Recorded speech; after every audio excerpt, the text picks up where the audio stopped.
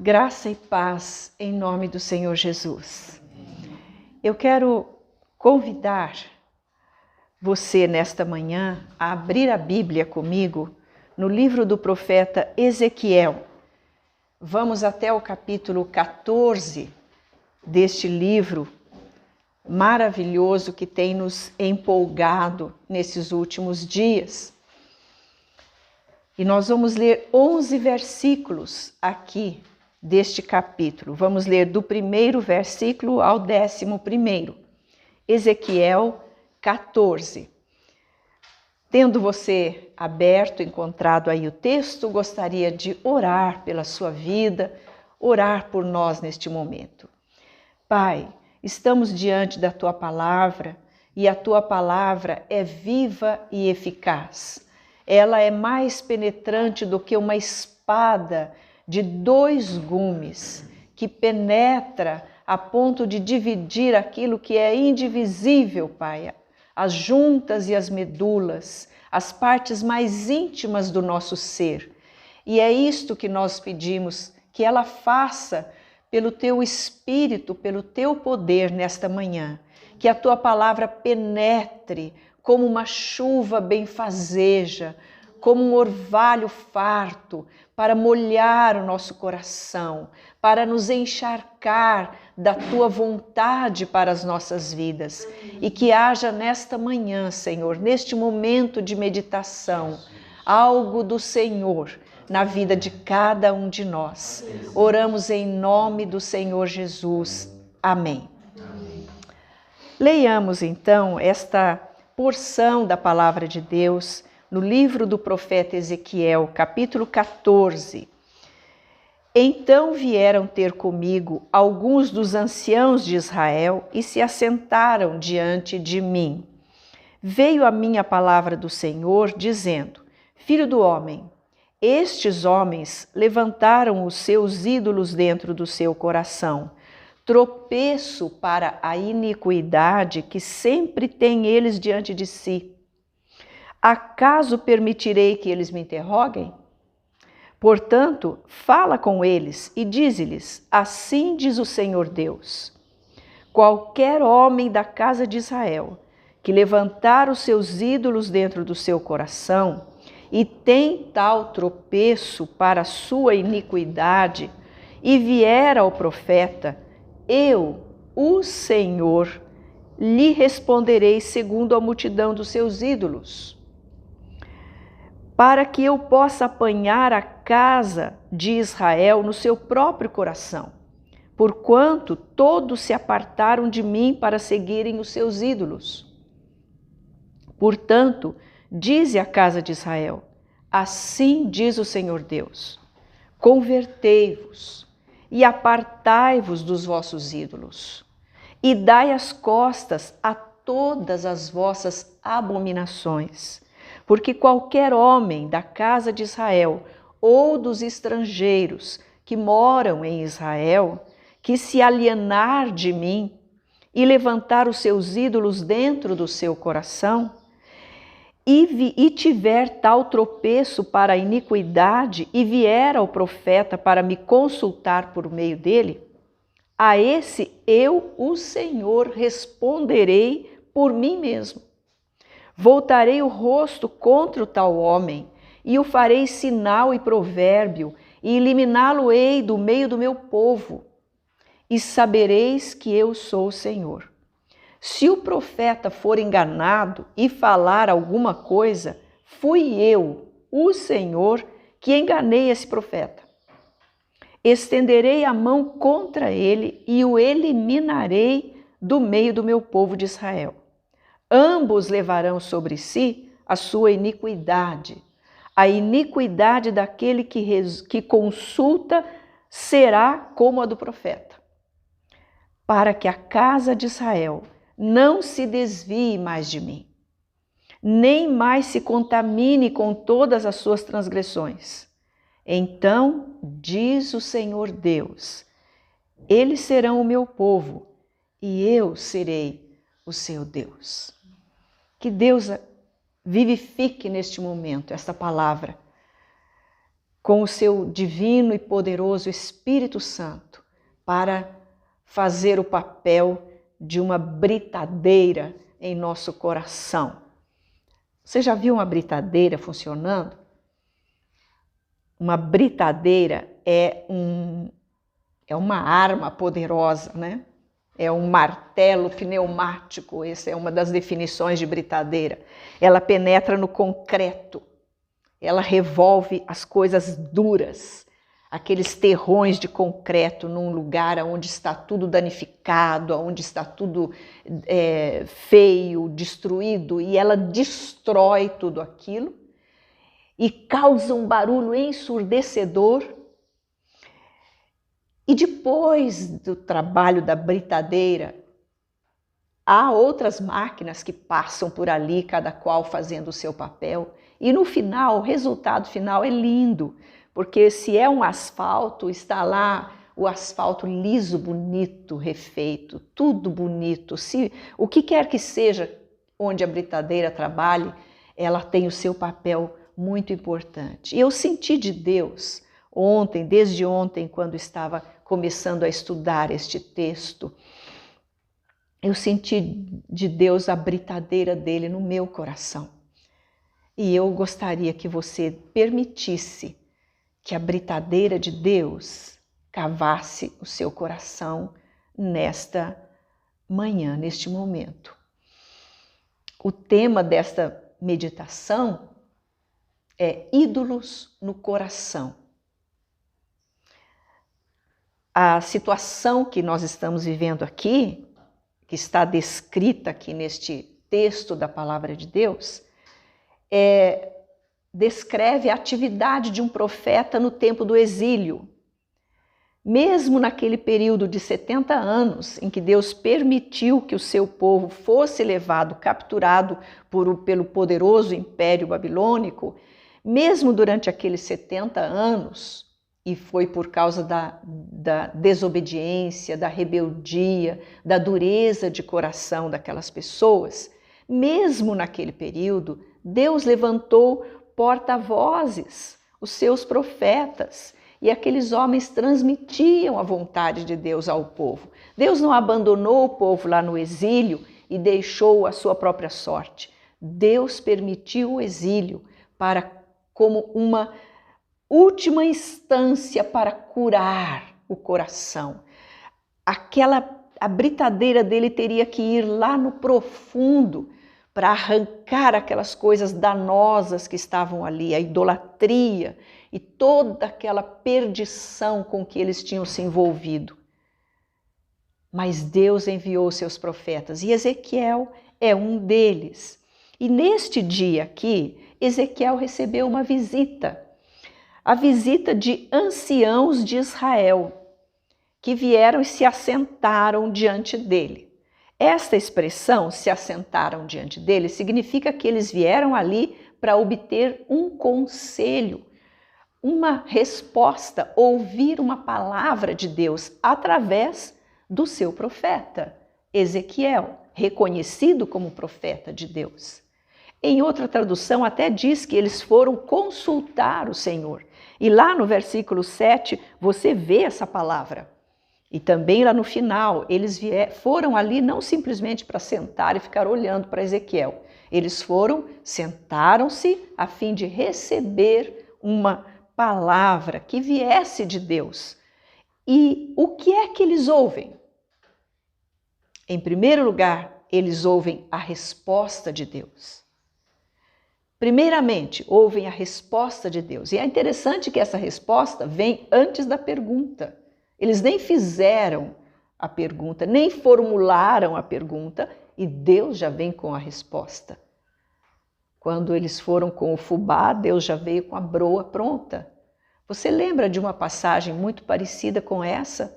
Nos dias do Novo Testamento, no ministério do Senhor Jesus, um homem muito importante veio procurar Jesus à noite e começou a sua conversa, fazendo uma introdução ali, toda melosa até, mestre, Nós sabemos que o Senhor é mestre vindo da parte de Deus, porque ninguém pode fazer os sinais que o Senhor faz se Deus não tiver enviado.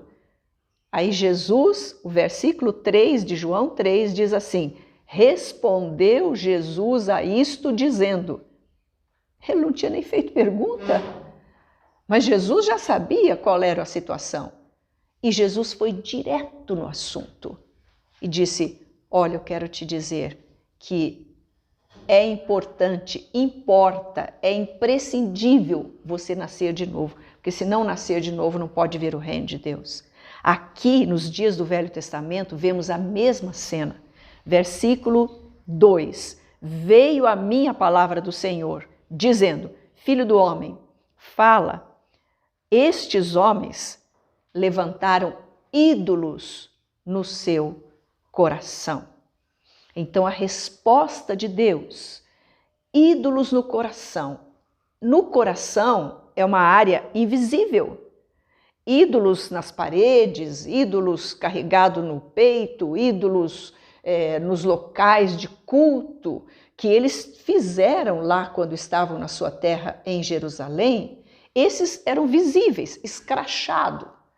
Mas agora eles estavam na terra estranha, na Babilônia, onde era proibido levantar qualquer templo, fazer qualquer local de adoração. Então, onde eles puseram os ídolos? No coração. Ninguém vê. Deus vê. Quando eles chegaram ali para ouvir o Senhor, a resposta de Deus veio: vocês têm ídolos no coração. E que fazem esses ídolos? Olha o versículo 3.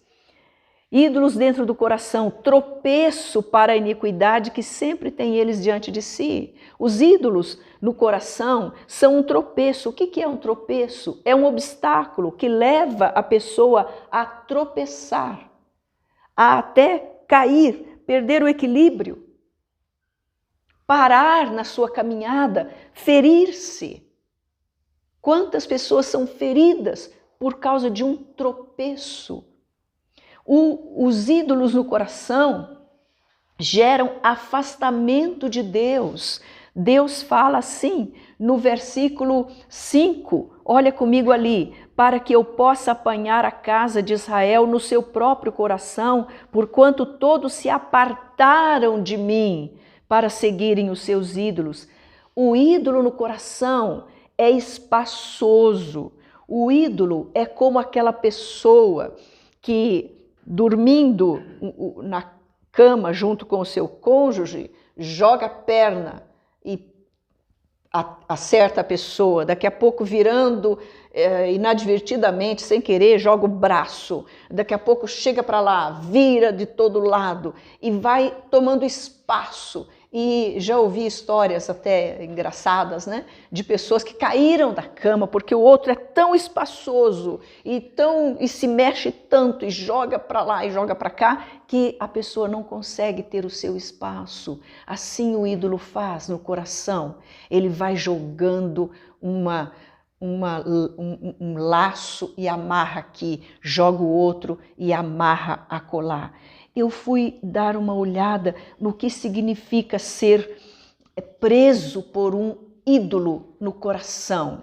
A pessoa que tem um ídolo no coração, o que ela é? A pessoa que é ardorosamente fã de alguma coisa, porque a palavra fã, no nosso português, vem do latim fanático, que quer dizer aquele que se entrega totalmente a uma coisa que ama. Escute um pouquinho estas palavras aqui. O que é um fã? Um que tem ídolo, algum ídolo?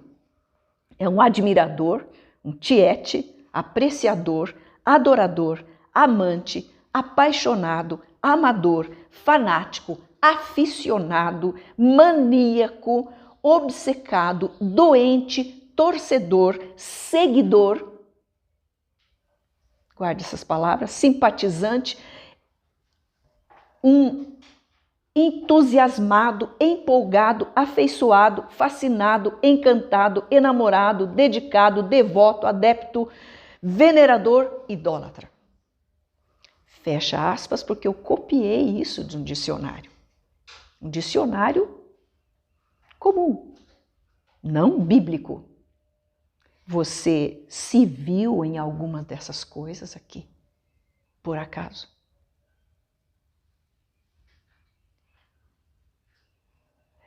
O ídolo escraviza as nossas emoções. O ídolo determina a nossa conduta. O ídolo não é fraco, não. O ídolo não é uma imagenzinha que tem lá na parede que você nem olha para ela. O ídolo no coração é aquele que agarra você, vai penetrar as suas noites porque vai fazer você sonhar com ele todas as noites. Ele vai drenar as suas energias. Ele vai ocupar o seu tempo. Os seus pensamentos serão dele. Está escrito aqui, mergulhe nestas palavras. Ezequiel 14, de 1 a 11. E deixe Deus colocar a britadeira dele no seu coração para ver quais, desculpe dizer isso, eu nem pergunto se tem ídolos, mas eu digo quais ídolos estão lá dentro do nosso coração. Então, o que eles ouvem quando vêm ao profeta? Em primeiro lugar, ouvem a resposta de Deus. Mas em segundo lugar, eles ouvem também o convite de Deus. Deus é amor. Em nome de Jesus, não se esqueça nunca disso. Deus é amor. Deus te ama. E no versículo 6, em meio a esse quadro terrível de escravidão ali, de domínio, de exílio, eles no outro país, tendo que conviver com uma outra cultura, debaixo de um governo tirano, de um império, longe da sua terra. Se você ler o Salmo 137, escrito nesse contexto, você vai ver as margens do rio da Babilônia. Nós nos assentávamos e chorávamos lembrando de Sião. Nos salgueiros que lá havia pendurávamos as nossas harpas, pois aqueles que nos levaram cativos nos pediam canções, e os nossos opressores que fôssemos alegres, dizendo: entoai-nos algum cântico de Sião. Como haveríamos de cantar o canto do Senhor em terra estranha? Aí eles já estavam dando a demonstração de que estavam curados, porque olha o que diz aqui: se eu de ti me esquecer, ó Jerusalém, que se resseque a minha mão direita, apegue-se minha língua ao paladar, se não me lembrar de ti, se não preferir eu Jerusalém, a minha maior alegria. Aqui vemos um coração já começando a ser curado, no meio daquela tristeza do domínio, do exílio. O convite de Deus, portanto, dize à casa de Israel, versículo 6 do capítulo 14 de Ezequiel: assim diz o Senhor. 3 coisas: convertei-vos, apartai-vos dos vossos ídolos e dai as costas a todas as vossas abominações. Aqui há 3 palavras que no hebraico têm o mesmo sentido: volta, arrepende, volta, arrepende, arrepende, volta. Quando há um ídolo no nosso coração, nós não podemos voltar sozinhos. O ídolo é tão forte, ele prende de tal maneira que ninguém consegue voltar sozinho. É preciso que haja uma palavra libertadora de Deus. E Deus está enviando essa palavra agora para a sua vida, assim como tem enviado para a minha vida. Há da nossa parte uma atitude, arrependimento. E então recebemos o poder para voltar, para dar as costas. Não é caminhar ao lado, mais ou menos à frente, mas dar as costas. Se eu dou as costas a alguma coisa, significa que a minha frente está voltada para outra coisa. Convertei-vos, vira a direção, ia indo para lá, conversão, vira para cá, toma outra direção, volta para o lugar de onde nunca deveríamos ter saído, os braços do nosso Pai. Ouviram a resposta de Deus, ouviram o convite de Deus e ouviram também, em terceiro lugar, o objetivo de Deus. Por que Deus estava dizendo tão veementemente, dando esse diagnóstico terrível, ídolos no coração? Eles não estão falando, não está aparecendo aos teus olhos, Ezequiel, mas eu vejo, lá dentro tem ídolo no coração. Então você vai dizer para eles que o ídolo está afastando-os de mim, que eles se afastaram de mim por causa desses ídolos no coração, mas que eu convido, convertam-se. Então, arrependam-se, deem as costas às suas abominações, sejam libertos. Por quê? Qual o objetivo? Versículo 11. Para que a casa de Israel não se desvie mais de mim, nem mais se contamine com todas as suas transgressões. Então diz o Senhor Deus, eles serão o meu povo e eu serei o seu Deus. O convite é o convite de alguém que ama, que se deu por nós, para que nós sejamos livres. Jesus Cristo disse assim: se eu vos libertar, se o Filho vos libertar, sereis verdadeiramente livres e conhecereis a verdade. Jesus é a verdade, e a verdade vos libertará. Do contrário, você vai viver amarrado, aprisionado, algemado, dominado, dirigido pelos seus ídolos. Ídolos no coração. Ninguém vê. Podemos até fazer uma cara de religioso, podemos até fazer uma cara de adorador a Deus, mas estamos afastados de Deus. Porque lá dentro do coração, no recôndito do seu coração, naquele lugarzinho onde só você sabe, tem um ou uns, muitos ídolos. Olha para o versículo 4, quando Deus está ali diagnosticando a situação e dizendo que há ídolos no coração, no final do versículo 4, e essa pessoa vier ao profeta, eu, o Senhor, vindo ele, lhe responderei segundo a multidão dos seus ídolos. O ídolo, ele não fica sozinho no seu coração. Ele chama os amigos dele, os companheiros dele. A falta de perdão chama o ódio traz a amargura junto, traz a separação junto. Eles vão enchendo o coração e vão se apresentando com uma cara boa, mas eles são destrutivos. Eles são parte das abominações que Deus coloca aqui. Vire as costas para essas abominações, para que você não se desvie mais, para que você não se contamine. Os ídolos contaminam, a mentira contamina, a vaidade contamina, as coisas do mundo contaminam. Aí eu queria responder, quem sabe, a uma possível pergunta no seu coração. Como que eu sei se eu tenho ídolo no meu coração? Como é que eu vou saber?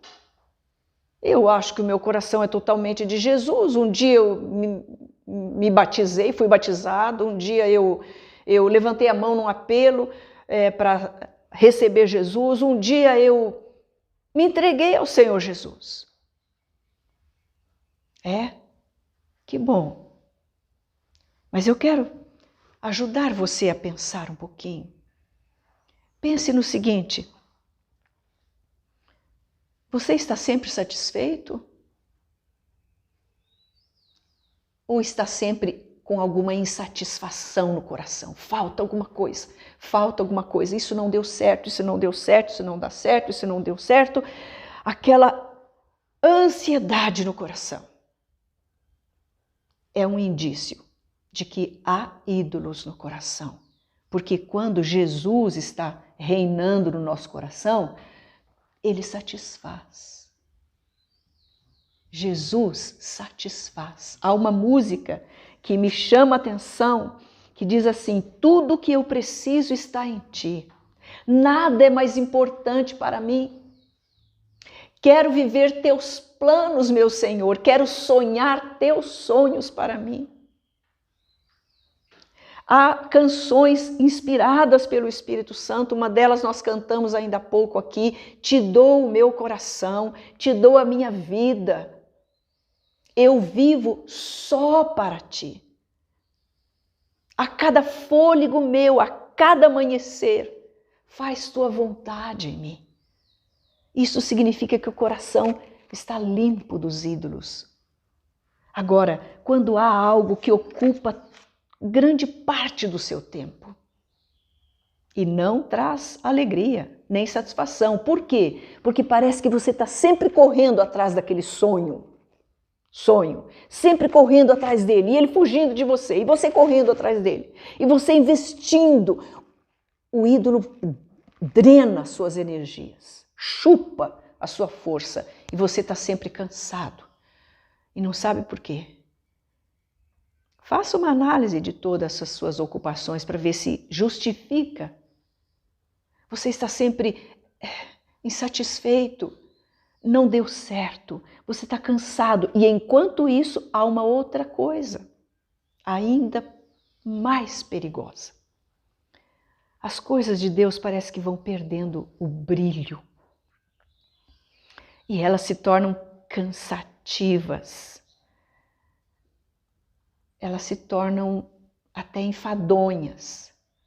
Ler 3, 4 capítulos da Bíblia é muito, mas ler 50 mensagens, responder a mais do que isso, comentar aqui, ver muitas notícias aqui, informações do mesmo assunto aqui, o que diz fulano, seguir fulano, seguir aquele outro, ver a postagem daquele, isso não tem problema.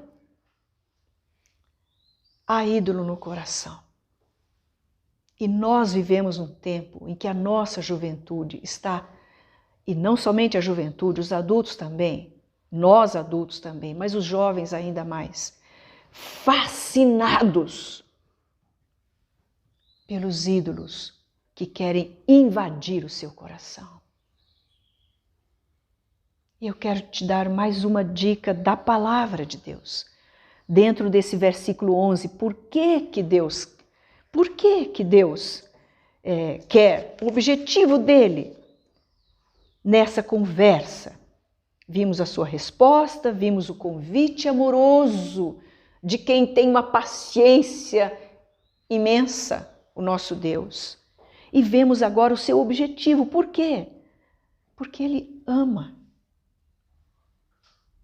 Não há ninguém mais interessado a satisfazer os desejos do seu coração do que Deus.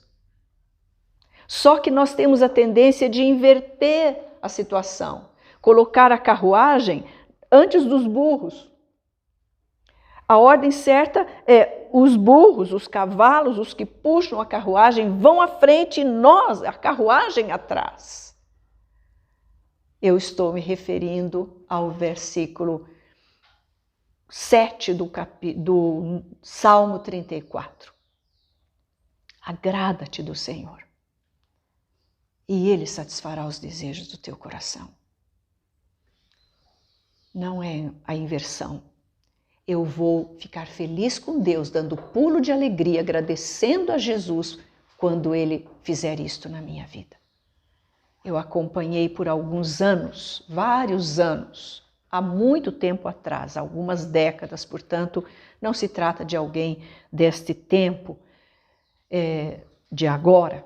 Eu acompanhei uma moça em discipulado, orando com ela, ensinando a palavra de Deus, lendo a Bíblia com ela. E o único tema da sua vida era: eu quero me casar. Então eu mostrava na palavra de Deus que Deus tem o melhor para você, Deus tem para você, mas Deus quer satisfazer o seu coração. Eu quero me casar. Acompanhei essa moça por alguns anos. Chegou um momento que eu falei, eu não tenho mais nada para dizer para você. E vou encerrar aqui. Até hoje, pelo que eu saiba, isto está sem ser realizado. Por quê? Porque inverte. Eu só vou ser feliz se me casar. Eu só vou ser feliz se fizer tal coisa. E às vezes o ídolo é você mesmo. Sabe por quê? Você já não fez aquela pergunta assim? Ah, se eu tivesse nascido em tal lugar e não aqui, eu seria mais feliz. Ah, se eu tivesse nascido de outra família, eu seria mais feliz. Ah, se eu tivesse isso, se eu soubesse cantar igual fulano, se eu soubesse tocar igual fulano, se eu soubesse isso, se eu fosse assim, eu seria. Significa que essas coisas são os seus ídolos. Multidão dos ídolos. Eles vêm de monte. Quando nós abrimos para um deles, eles trazem os seus amigos para nos destruir. E eles vão exigindo cada vez mais de você. Cada vez mais o seu tempo, cada vez mais os seus pensamentos. Como saber se tem ídolos no seu coração? Em que você pensa? Qual é o conteúdo dos seus pensamentos? Como são gastas as 24 horas do seu dia? Trabalhando, cumprindo minhas obrigações, fazendo meus deveres, tal. Sim, nós fazemos isso até, algumas dessas coisas nós fazemos até mecanicamente. Mas o coração e o pensamento está aonde? Aonde está? Os ídolos vão sugando, vão invadindo sua vida, vão amarrando você. Mas nesta manhã, o Senhor quer libertar a sua vida de todas essas abominações e quer chamar você à volta. Ele quer chamar você à volta, voltar a Ele. Ele disse, convertei-vos, apartai-vos dos vossos ídolos e dai as costas a todas as vossas abominações. O apóstolo João, escrevendo a sua primeira carta, disse assim, não ameis o mundo, nem as coisas que há no mundo. Porque se alguém amar o mundo, o amor do Pai não está nele. Não tem como eu ter ídolos no meu coração e Jesus. Não tem como. Se eu tiver ídolos no meu coração, é porque eu já me apartei do Senhor. O Senhor não comunga, não divide espaço com ídolos no coração.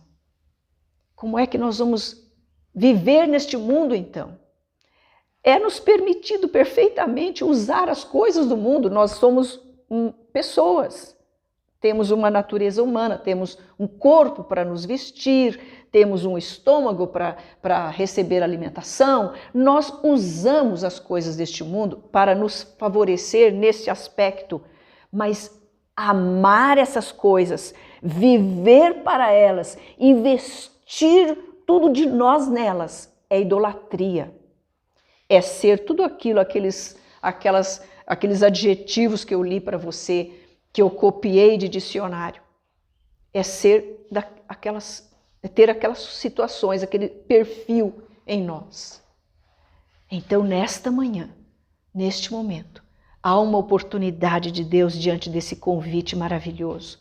Você pode ser liberto de todas estas coisas que não trazem felicidade.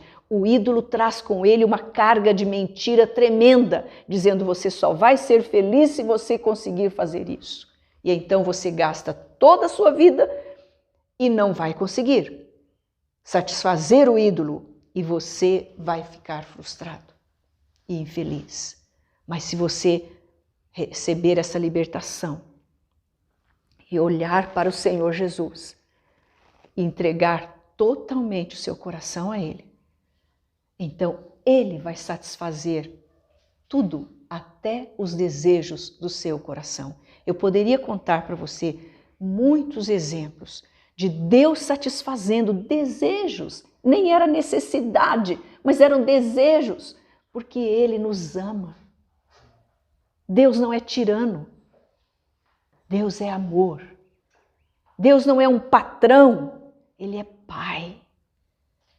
Se nós, pais, ficamos tão alegres quando damos uma coisinha para um filho e ele se alegra, nós que somos imperfeitos, quanto mais o nosso Deus. Você tem ídolo no seu coração? Eu convido você a abaixar a sua cabeça, fechar os seus olhos e a fazer uma breve oração. Essa oração foi feita pelo salmista no Salmo 139, no finalzinho. Ele diz assim: sonda-me, ó Deus, e conhece o meu coração. Sonda-me, ó Deus, e conhece os meus pensamentos. Vê se há em mim algum caminho mau, vê se há em mim algum ídolo, e guia-me pelo caminho eterno.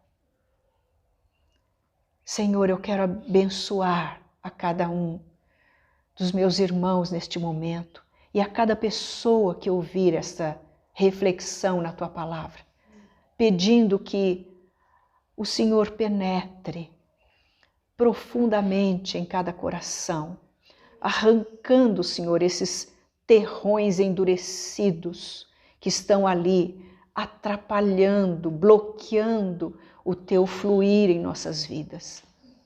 E que neste dia seja o dia memorável em que haja libertação de todos os ídolos que houver no coração, para que nós escutemos, ó Deus, o Teu convite e creiamos no Teu objetivo de amor, que é para que nós não nos desviemos do único que pode satisfazer os desejos do nosso coração, o Senhor Jesus.